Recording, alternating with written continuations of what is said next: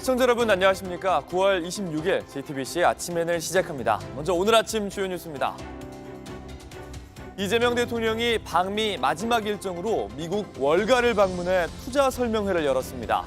한국의 금융시장 체질 개선을 약속하며 과감한 투자를 당부했습니다. 이 대통령은 3박 5일의 순방 일정을 마무리하고 귀국길에 올랐습니다. 이재명 대통령은 또 한국의 지정학적 리스크를 확실히 해소할 거라고 말했습니다. 북한이 체제 유지에 필요한 핵무기를 이미 확보한 걸로 보인다며 이걸 중단해야 한다고 강조했습니다. 이렇게 되면 한국의 저평가 문제는 개선될 거라고 했습니다. 법원이 윤석열 전 대통령의 체포방해 혐의 첫 재판에 대해 중계와 법정 촬영을 허가했습니다. 오늘 윤 전 대통령의 모습이 2달여 만에 공개됩니다. 윤 전 대통령 측이 신청한 보석 신문 과정은 중계를 허가하지 않았습니다. 프로야구 선두 LG가 롯데를 꺾고 정규리그 우승의 매직 넘버를 3으로 줄였습니다. 2위 한화는 두산의 덜미가 잡히면서 LG와의 승차가 3경기 반까지 벌어졌습니다. 이재명 대통령의 3박 5일 뉴욕 순방이 어젯밤 마무리됐습니다. 세계 최대 다자 외교의 무대 유엔에서의 첫 데뷔였는데 마지막 일정은 세계 금융의 중심지인 월스트리트에서 마쳤습니다. 이 대통령은 필요한 제도들은 예외 없이 도입하겠다면서 해외 투자자들에게 한국에 대한 과감한 투자를 요청했습니다. 유선희 기자입니다.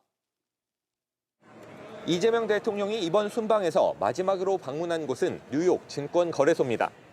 시가총액이 30조 달러가 넘고 거래대금 규모가 세계에서 가장 큰 곳입니다. 이 대통령은 여기서 월가를 움직이는 해외 투자자들에게 우리나라 자본시장 개혁을 소개했습니다.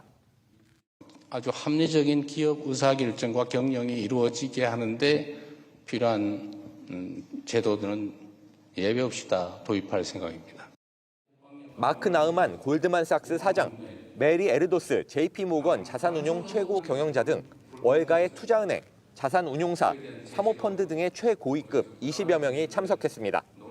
코스피 5천 달성을 공약으로 내걸고 내수 경기와 주가 부양에 공들이고 있는 이 대통령이 월가 방문을 계기로 자본시장 개혁에 더욱 힘을 실을 수 있다는 분석이 나옵니다. 코리아 디스카운트 해소를 넘어서 코리아 프리미엄을 본격적으로 알림으로써 연중 최고가를 경신 중인 한국 증시에도 더욱 활력이 될 것으로. 이 대통령은 어제 새벽 한국 정상으로는 처음으로 유엔 안전보장이사회 공개 토의를 주재했고 이제 인공지능이라는 새로운 위협과 도전에 걸맞는 새로운 거버넌스를 모색해야 될 때입니다. 전날에는 유엔 총회 기조연설을 통해 END 이니셔티브로 점진적 비핵화를 추진하겠다는 구상을 공개했습니다. 교류, 관계 정상화, 비핵화, 즉 END를 중심으로 한 포괄적인 대화로 한반도에서의 적대와 대결의 시대를 종식하고 유엔 총회 기조연설과 안보리 토의 주제에 이어 관세 협상에도 뛰어든 이 대통령은 증권거래소 투자 유치 행사를 끝으로 3박 5일 동안의 순방 일정을 마무리했습니다. 뉴욕에서 JTBC 유선입니다. 이재명 대통령은 우리 경제가 저평가되는 요인에 대해서도 설명했습니다. 북한이 핵무기 생산을 멈추는 것만으로도 안보적인 이익이 클 거라면서 새 정부가 이런 지정학적 리스크를 확실히 해소해 코리아 디스카운트를 극복하겠다는 겁니다. 송지혜 기자입니다. 이 대통령은 남북의 군사적 대치로 인한 불안정성으로 한국이 저평가되는 문제가 있다고 언급했습니다. 이 과정에서 도널드 트럼프 미국 대통령에게 비핵화를 위한 북미 대화를 제안한 배경을 소개했습니다. 북한이 체제 유지를 위해서 필요한 핵무기는 이미 충분히 확보한 걸로 보여진다. 핵탄두를 싣고 미국에 도달할 수 있는 그 ICBM 기술도 거의 막바지에 다다랐는데 이걸 계속 그냥 방치하게 되면 매년 15개에서 20개 정도의 핵폭탄은 계속 늘어나고 우려되는 점은 북한이 이를 다른 나라에 수출할 가능성이 크다는 점이라고 했습니다. 지금 상태로 이걸 멈추는 것만 해도 추가 핵물질 생산, 핵탄두 생산, 추가 ICBM 개발, 또 해외 핵물질, 핵탄두 수출 이런 것들을 중단시키는 것만 해도 상당한 안보적 이익이 있지 않냐. 따라서 단기적으로 이를 중단시키고 장기적으로는 비핵화를 추진하자고 제안했다는 겁니다. 다만 한국의 국방력을 고려하더라도 한반도 문제를 크게 우려할 상황은 아니라고 했습니다. 우리나라가 압도적인 국방력과 경제력, 종합 방위력을 갖춘 데다 정부가 안보 문제에 긍정적인 입장을 취하고 있기 때문이라는 겁니다. 아울러 국방비 지출을 대폭 늘릴 생각이라고도 했습니다. 이 정치적인 지정학적 리스크는 우리 새로운 정부는 확실하게 해소할 생각이고 그게 아마 대한민국의 경제 상황이나 주가 지수에는 상당히 큰 영향을 미치지 않을까 싶습니다. 그러면서 한국 시장에 대한 투자를 당부했습니다. JTBC 송지혜입니다. 자신의 신병이 걸린 재판에만 응하겠다고 하는 윤석열 전 대통령의 모습이 2달여 만에 공개됩니다.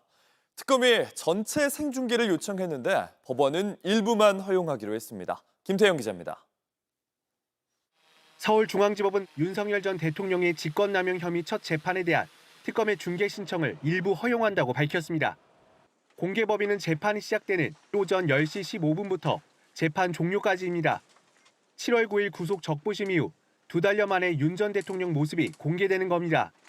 그 사이 윤 전 대통령은 특검 소환과 내란 재판 출석에 일절 응하지 않으면서 속옷 차림 저항 등 큰 논란이 일었습니다. 이번 재판은 윤 전 대통령이 체포영장 집행을 방해한 혐의로 기소된 사건으로 지기현 재판부가 맡고 있는 기존 내란 재판과는 다릅니다. 특검에선 박억수 특검보 등 6명이, 윤 전 대통령 측은 유정아 변호사 등이 참석할 예정입니다. 첫 재판인 만큼 김건희 씨의 직업을 묻고 무직이라는 답을 얻은 것처럼 윤 전 대통령의 신원을 확인하는 절차부터 시작됩니다. 이후 특검이 먼저 공소 사실을 설명하고 곧바로 윤석열 전 대통령 측의 반박도 이어집니다. 이 같은 전 과정을 법원이 촬영 녹화한 뒤 언론사 등에 제공합니다. 윤 전 대통령에 대한 보석신문은 중계와 촬영 모두 허가하지 않았습니다. 이에 대해 중앙지법은 재판부가 법정에서 보석신문의 촬영과 중계를 불허한 이유를 설명할 것이라고 했습니다.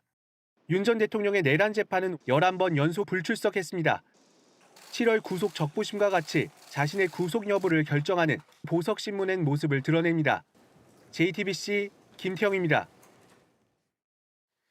올해 초 직무정지 상태로 수감 중이던 윤석열 전 대통령이 사실상의 옥중 통치를 한 정황 전해드렸습니다.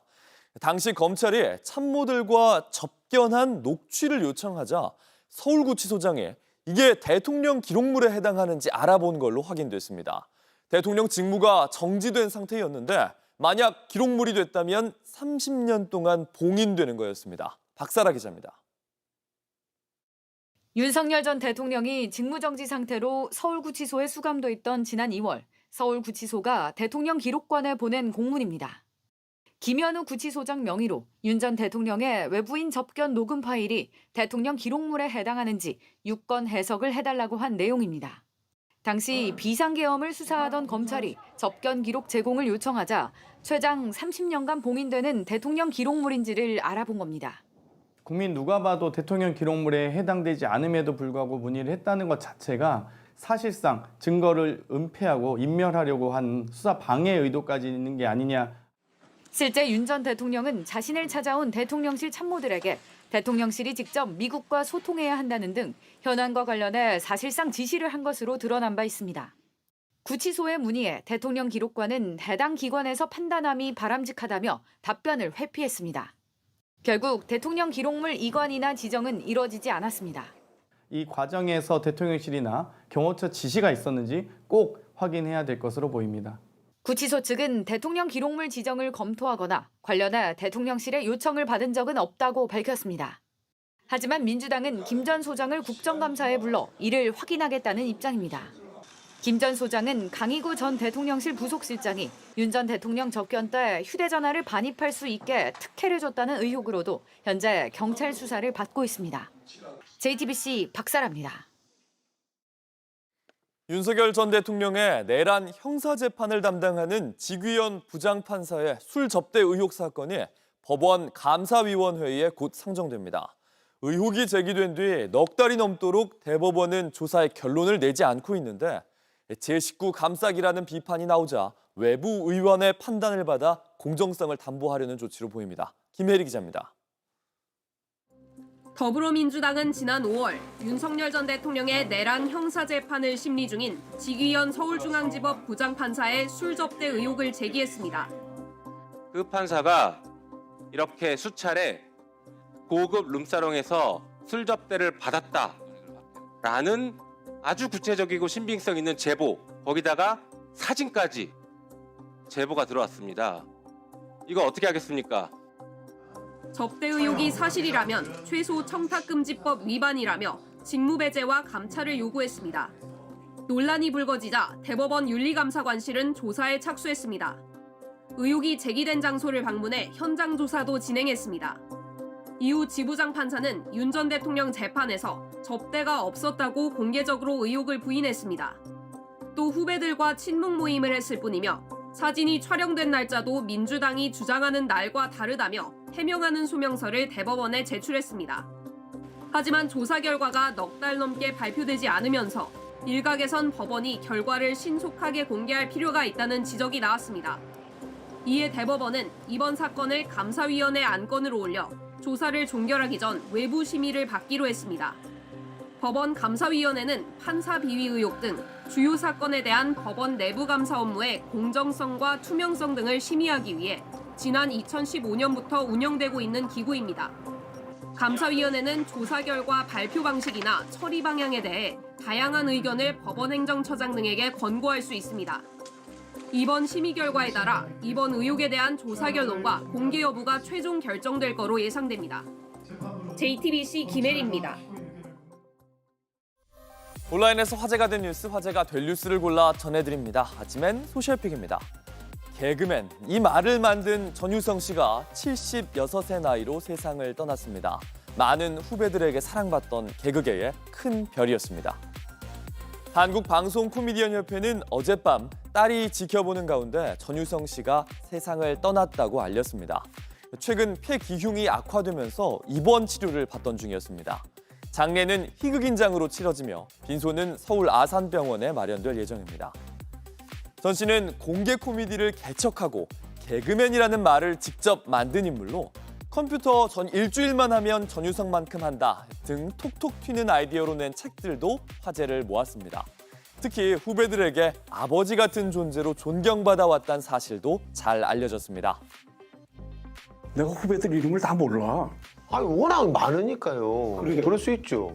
근데 무슨 이름도 모르면서 뭐 후배들한테 할 얘기가 뭐가 있어. 그래서 그러지 말고 후배들이 나한테 하고 싶은 얘기 있으면 내가 경청해서 듣겠다 이렇게 얘기를 하지.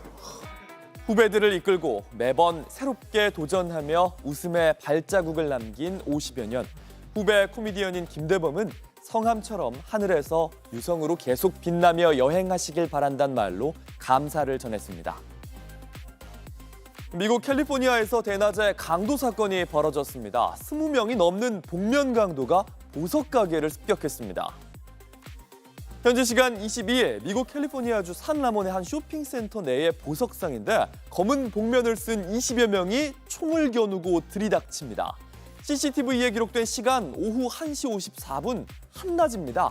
망치를 들고 진열대를 내리치더니 아예 유리를 통째로 벗겨버립니다. 또 다른 쪽에선 곡괭이를 들고 유리를 깨부숩니다. 최소 3명이 총으로 무장한 상태였는데 보안 조치로 잠겨버린 문을 열기 위해 총을 쏘기도 했습니다. 이들은 일사불란하게 바깥으로 나와서 준비된 차를 타고 도주했는데요. 경찰은 7명의 용의자를 체포했습니다. 이들은 100만 달러, 약 14억 원 상당의 금품을 들고 도주한 걸로 파악됐습니다. 용의자의 나이는 17세부터 31살까지 다양했는데 경찰은 유사한 사건이 여러 건 있었다면서 이번 범죄 자세히 조사하겠다고 밝혔습니다. 내년 6월 캐나다, 멕시코, 미국이 공동 개최하는 북중미 월드컵의 마스코트가 공개됐습니다. 각 나라를 대표하는 새 마스코트 만나보시죠.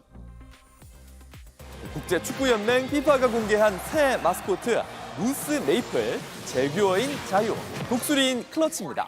캐나다를 대표하는 동물인 무스, 맑고 손바닥 사슴 메이플은 골키퍼로 길거리 음악을 사랑하는 예술가입니다. 멕시코 남부 정글 출신의 스트라이커 제규어 자유는 멕시코 문화를 자랑스럽게 여기는 게 특징입니다.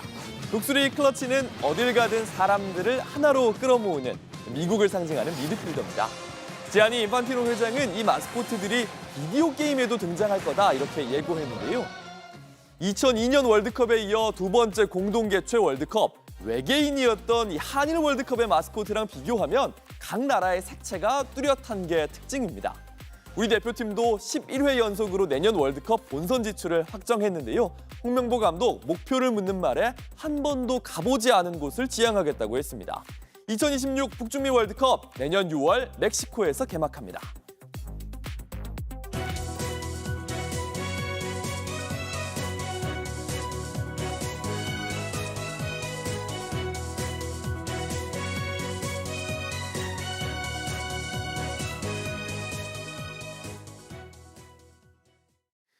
명절 연휴가 길수록 버려지는 반려동물이 많아져서 이번 긴 추석을 앞두고 우려가 커지고 있습니다. 맡길 데가 없다고 그냥 버리는 겁니다. 지자체에서도 대책을 내놓고 있는데 성화선 기자가 전해드립니다. 공항에서 버려진 후 가족을 기다리듯 떠나지 못하던 복덩이. 동물단체에서 구조한 지 1년 6개월이 지났지만 아직 가족을 찾지 못했습니다. 피부병을 앓는 고양이 시안이도 치료를 받으며 새 가족을 기다리고 있습니다. 3개월 전 버려진 땡구는 한쪽 눈만으로 세상을 봅니다. 한쪽이 실명된 상태로 발견이 되었습니다. 어렸을 때 다쳤는데 이제 치료를 못 받아가지고 현재 그렇게 아예 안 보이게 된 것 같아요. 올해 긴 추석 연휴를 지나면서 이렇게 가족을 잃는 반려동물들이 늘어날 수 있다는 우려가 나옵니다. 여행 등으로 집을 비우면서 반려동물을 포기하는 이들이 있기 때문입니다. 최근 4년간 추석 연휴에 구조된 동물 수를 비교해보면 연휴가 가장 길었던 2023년 1000마리가 구조됐습니다. 하루에 약 160마리가 버려진 셈입니다. 끝까지 책임을 지고 잘 돌봐야 된다는 그런 인식이 좀 있어야 되는데 내가 돌볼 수 있는 환경이 아니면 버리는 걸로 해결하는. 이러다 보니 지자체에서도 위탁 보호 비용을 지원하는 등 각종 대책을 내놓고 있습니다. 추석 연휴에 하루 5,000원만 내면 지역 주민의 반려동물을 보호해주는 곳도 있습니다. 반려동물이 갑자기 아프거나 잃어버렸을 때 또는 배회하는 동물을 발견했을 때는 국가동물 보호 정보 시스템을 통해 도움을 받을 수 있습니다. JTBC 성화선입니다. 프로야구 LG가 롯데를 제물 삼아 정규리그의 우승 매직 넘버를 3으로 줄였습니다. 선발 손주영의 무실점 호투와 오스틴의 3점 홈런을 앞세워서 롯데를 11대 1로 완파했습니다. 2위 한화는 두산의 덜미가 잡혔고 삼성의 디아즈는 최다 타점 신기록을 세웠습니다. 이재승 기자입니다. 팽팽한 영의 균형은 5회에 깨졌습니다. 만루 상황에서 롯데 유격수 전민재의 악송구를 틈타 LG 주자 2명이 홈을 밟습니다. 이어 1루수 고승민의 불안정한 홈 송구로 한 점을 추가합니다. 오스틴의 시원한 3점 홈런까지 터지며 LG가 순식간에 6대 0으로 달아납니다. 선발 손주영의 7이닝 무실점 호투까지 더해 LG는 롯데를 11대 1로 크게 이겼습니다. 중요한 경기였고 연패를 끊어야 되는데 제가 좀 중요한 역할을 한 것 같아서 기분 좋은 것 같습니다. 공격적으로 하자라는 마인드로 좀 과감하게 들어갔던 게 투구수도 줄이고 2연패 사슬을 끊어낸 LG는 정규 시즌 1위 확정 매직 넘버를 3으로 줄였습니다. 갈 길 바쁜 2위 한화는 두산의 홈런포에 무릎을 꿇었습니다. 1회 두산 케이브가 솔로 홈런을 터뜨리며 선취점을 뽑았고 5회에도 김재환이 3점 홈런을 쏘아올리며 한화 선발 와이스를 끌어내렸습니다. 와이스는 팀 동료 폰세와 함께 역대 최초로 한 팀에서 2명의 투수가 한 시즌 200 탈삼진을 넘어섰지만 팀 패배로 빛이 발했습니다. 인천에선 KT가 SSG를 10대 1로 대파하고 4연승을 이어갔습니다. 5위 KT가 이기면서 8위인 디펜딩 챔피언 기아는 가을 야구 진출 가능성이 사라졌습니다. 대구에선 4위 삼성이 안방에서 키움을 12대 3으로 꺾고 3연승을 달렸습니다. 디아즈는 150타점 고지를 밟으며 한 시즌 최다 타점 신기록을 세웠습니다. JTBC 이재승입니다.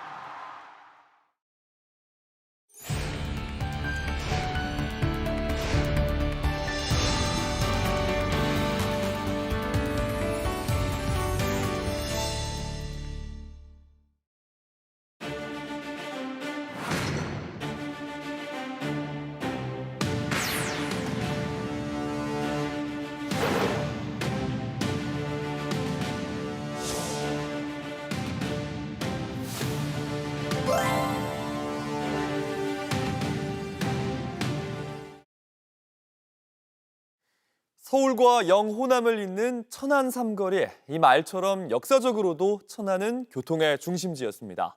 KTX와 전철, 고속도로까지 연결된 천안, 15개의 산업단지도 있어서 청년 창업을 준비하기 좋은 도시라고 하는데요. 김석필 천안시장 권한대행을 연결해 이야기 나눠보겠습니다. 대행님 안녕하세요.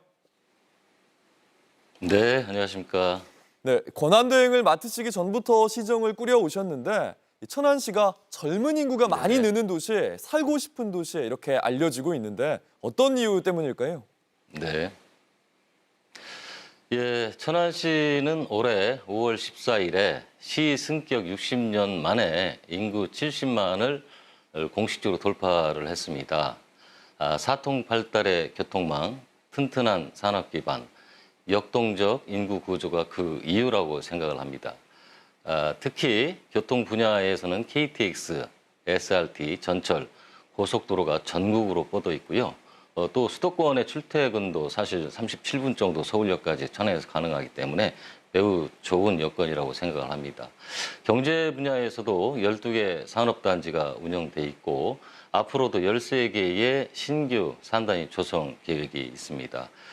특히 또 천안시 내에 12개의 대학이 위치해 있어서 청년들이 매우 많이 있고 또 유입이 활발하게 되고 있는데요. 또 청년 인턴, 청년 월세 지원 등 여러 가지 천안시 정책들이 효과를 발휘하고 있지 않나 그렇게 생각을 합니다.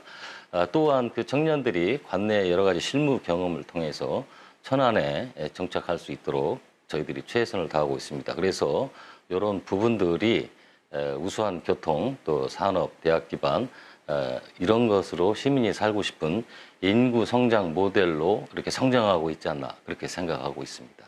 네, 신규 산단도 조성하고 있다 이렇게 얘기하셨는데 정부에서는 이 청년 창업을 적극 지원하고 있지 않습니까? 이 천안시가 이 스타트업하기 좋은 도시에 이렇게 이야기를 하시는데 그 이유를 좀 들어보고 싶은데요. 아까도 말씀을 드렸지만 12개 대학에 한 8만 7천여 명의 학생들이 있고요. 15개 산단 그리고 특히 4,100여 개의 제조업체가 있어서 스타트업 성장 최적지의 창업 생태계라고 생각을 합니다. 2020년도에 국내 최초의 복합 스타트업 파크 도시를 선정이 돼서 현재까지 300여 개의 기업이 육성되고 있고요. 내년까지 2단계 스타트업 파크가 완공되면 추가로 200개 기업이 추가로 유입되고 그다음에 1000여 명의 상주 클러스터가 조성이 돼서 명실공히 대한민국의 스타트업 메카가 되지 않을까 기대하고 있습니다. 특히 천안시 자체 시스타 사업이 있는데요.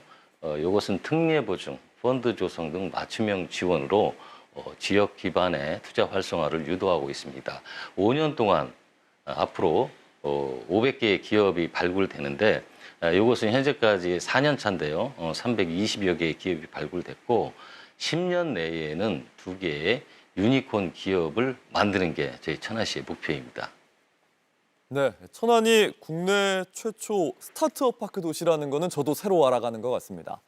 또 이 천안 삼거리라는 말 아까 전에도 소개를 드렸는데 이 말이 입에는 참 잘 붙는데 어디서 온 말인지는 저도 몰랐거든요. 이 충청도 민요 천안 흥타령에 나오는 가사죠. 이 충청도 유머로 유명한 도시이기도 한데 이 충청도의 흥을 젊은 세대들에게 알리기 위한 행사도 있다고요? 네, 그렇습니다. 천안 흥타령 춤축제는 2003년도에 처음으로 개최를 돼서 올해는 21회째를 맞이하고 있습니다. 지난 24일부터 사실 흥타령 21회가 시작돼서 내일 모레 28일까지 이렇게 지금 개최되고 있어서 전통과 현대의 결합, 또 국내를 넘어서 세계 글로벌 대표 춤 축제로 도약하고 있다고 생각을 합니다.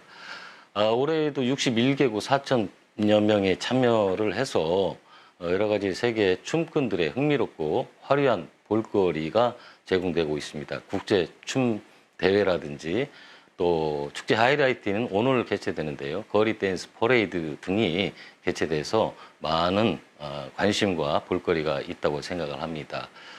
이번 축제는 앞으로도 기존의 관람형 축제에서 참여형 축제로 변화를 시키고 있는데요.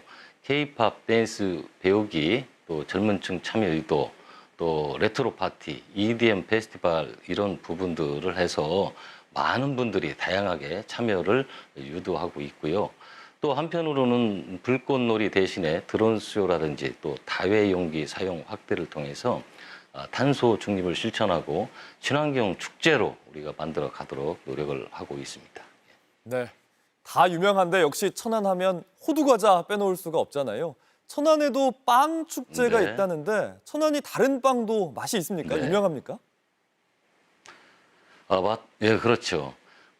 천안 하면은 사실 전 국민이 다 아시다시피 1934년부터 호두과자가 이렇게 만들어지고 또 홍보도 돼서 아마 호두과자의 번고장인데요. 현재는 500여 개의 동네 빵집이 많이 이렇게 유치되어 있습니다. 그래서 명실공히 빵의 도시라고 할 수 있습니다. 그래서 올해에도 사실 5번째 이제 빵빵데이를 10월 18일하고 19일에 개최가 되는데 작년 같은 경우는 한 23만 명 관람객이 있어서 올해는 한 30만 명이 넘어가지 않을까 그렇게 생각을 하고 있습니다. 단순한 빵 판매보다는 여러 가지 그 소상공인 또 지역 대학, 기업 참여 이런 부분의 상생 축제로 유도를 하고 있고요. 네. 특히 이제 지역의 농산물, 쌀이라든가 호도, 배, 포도, 멜론 이런 부분들을 활용해서 지역 경제 활성화도 유도하고 있습니다. 네, 한편 뭐 여기까지. 여러 가지 이제 호두과자 굽기라든지 빵 공예품 전시관 이런 부분들을 잘 준비해서 최선을 다하도록 하겠습니다. 네, 여기까지 듣겠습니다. 지금까지 김석필 천안시장 권한대행이었습니다. 대행님 감사합니다. 네, 고맙습니다.